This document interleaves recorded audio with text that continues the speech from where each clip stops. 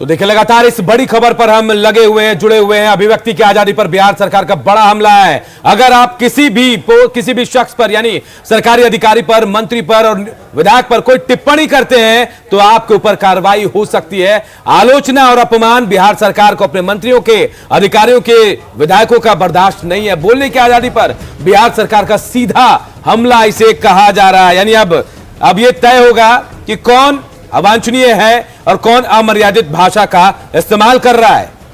बिल्कुल, मृत्युंजय तिवारी लगातार इसी मुद्दे पर बातचीत के लिए आरजेडी नेता हमारे साथ बने हुए हैं, लेकिन उससे पहले हम प्रवक्ता दानिश रिजवान ने क्या कहा वो जरा सुनते हैं।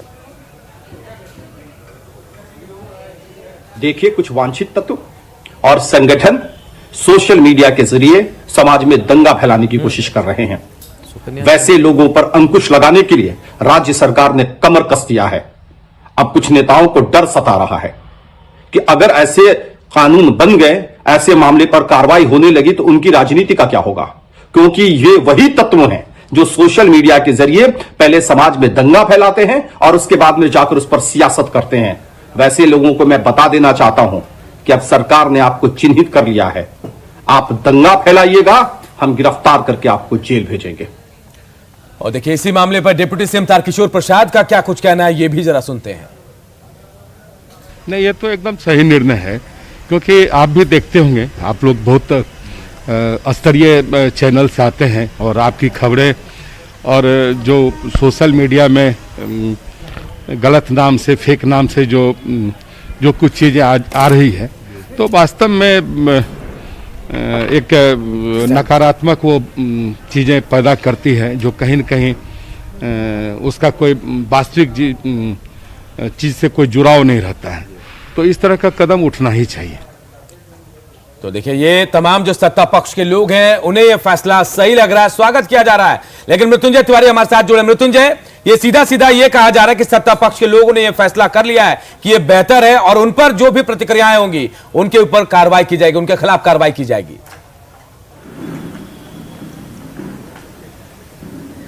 देखिए, सत्ता पक्ष के लोग क्या कहेंगे। सत्ता पक्ष के लोग तो जानते हैं हकीकत क्या है। हम तो आपको बार बार कह रहे हैं कि आखिर सत्ता पक्ष के लोग इस तरह का तुगलकी फरमान अपने माननीय मंत्री, अपने ऑफिसर, अपने सांसद विधायकों पर ही क्यों, आम जनता पर क्यों नहीं, आम लोगों पर क्यों नहीं। अभिव्यक्ति की आज़ादी अगर सबको है, जनता अगर, आवाम अगर लिखती है सोशल मीडिया पर सरकार के नाकामियों को, सरकार की आलोचना करती है, इसे आप कैसे रोक सकते हैं और क्यों दबाने का प्रयास कर रहे हैं। इसीलिए तो हमारे नेता श्री तेजस्वी यादव जी ने खुला चैलेंज दे दिया सीधे तौर पर माननीय मुख्यमंत्री जी को कि आपकी पुलिस यहां शराब बेचती है, आप निर्दोष को फंसाते हैं, दोषियों को बचाते हैं, आप अखंड भ्रष्टाचार में डूबी हुई ये सरकार है, आप इस पर गिरफ्तार कर लीजिए तेजस्वी यादव जी को। बिल्कुल। आप लोगों की अभिव्यक्ति पर पाबंदी लगा रहे हैं, ये कैसा तुगलकी फरमान है। सरकार में बैठे हुए लोग, मेरे दो सवाल आपसे ये है।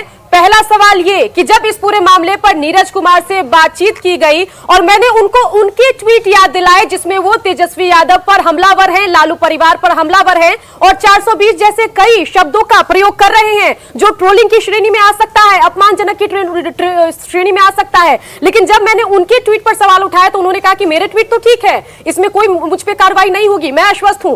ये जरा बताइए कि जो संस्था डिसाइड करेगी कि आखिर ये ट्वीट या पोस्ट जो है वो सम्मान को इन्फ्लुएंस करने वाला है या सम्मान पर हमला करने वाला है, वो कौन तय करेगा और वो संस्था कितनी निष्पक्ष होगी। ये भी तो हो सकता है कि सत्ता पक्ष के तमाम ट्वीट पोस्ट आपको ठीक लगे लेकिन विपक्ष के हर ट्वीट और हर पोस्ट पे आप आपत्ति जता दें और विपक्ष के नेताओं को जेल में डाल दें, क्या कहेंगे।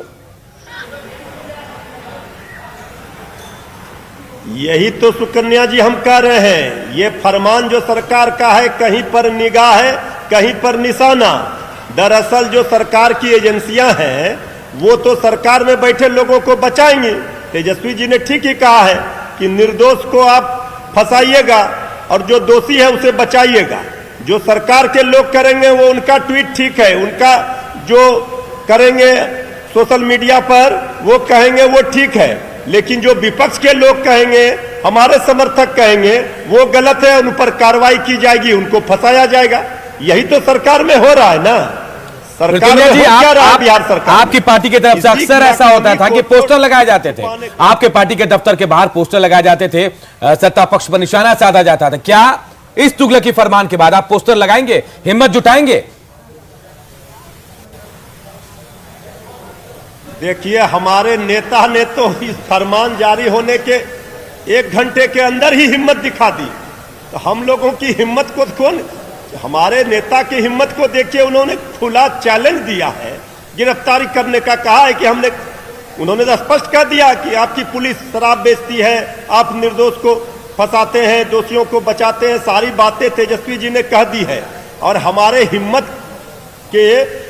को सरकार चुनौती ना दे, हमारी हिम्मत सरकार देखी है। लोकतंत्र में जनता ताकत देती है, तब नेता की हिम्मत बढ़ती है।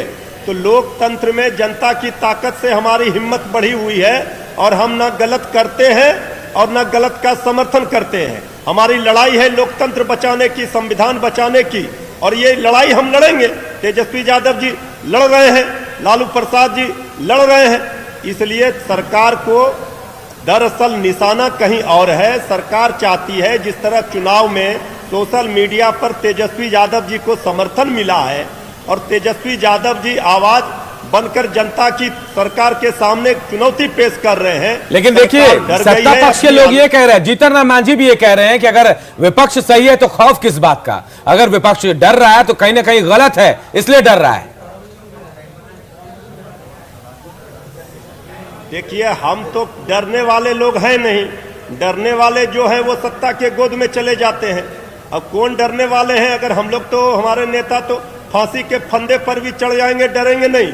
ये तुगलकी फरमान। बिल्कुल, चलिए आगे आप इस पूरे मामले को लेकर किस तरीके से विरोध करेंगे, उस सवाल का भी मैं आगे चलकर जवाब लूंगी। लेकिन अब हमारे साथ कांग्रेस नेता प्रेमचंद्र मिश्रा भी जुड़ गए हैं। प्रेमचंद्र मिश्रा जी, स्वागत है आपका न्यूज 18 बिहार झारखंड में। और एक अहम मुद्दे पर हम लगातार सुबह से बने हुए हैं। मुद्दा यह है कि फ्रीडम ऑफ स्पीच पर हमला है बिहार सरकार का। सोशल मीडिया की हर एक पोस्ट पर हम नजर रखी जाएगी, और कोई भी अगर ऐसी टिप्पणी हुई जो माननीयों को लगे कि ये हमारे सम्मान पर हमला है, उस पर कार्रवाई होगी, जेल भी जाना पड़ सकता है। कैसे देखते हैं इस नए फैसले को?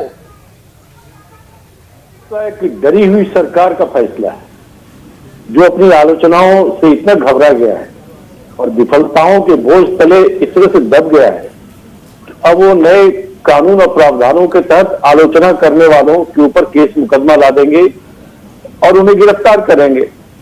तो मैं समझता हूं, लोकतंत्र में इस तरह के कदम तभी कोई सरकार उठाती है जब वो अपनी आलोचनाओं से भयभीत हो जाती है।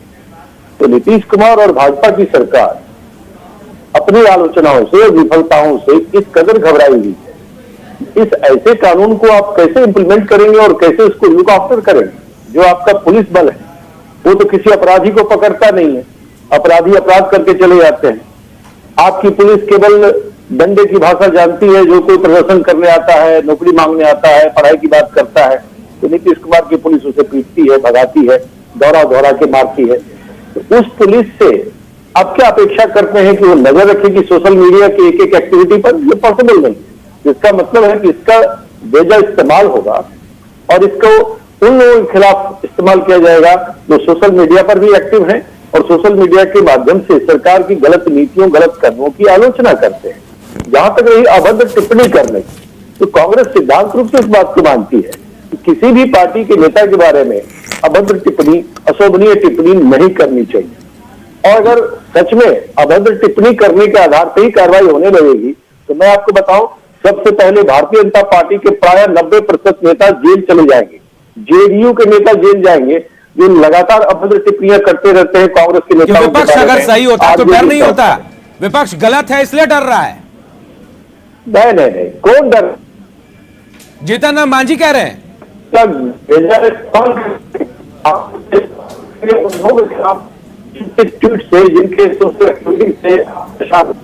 सवाल है कि बिहार पुलिस या बिहार सरकार परेशान हो को और कोई काम अब नहीं बचा किया। बिहार पुलिस या बिहार सरकार को और कोई काम अब नहीं बचा किया।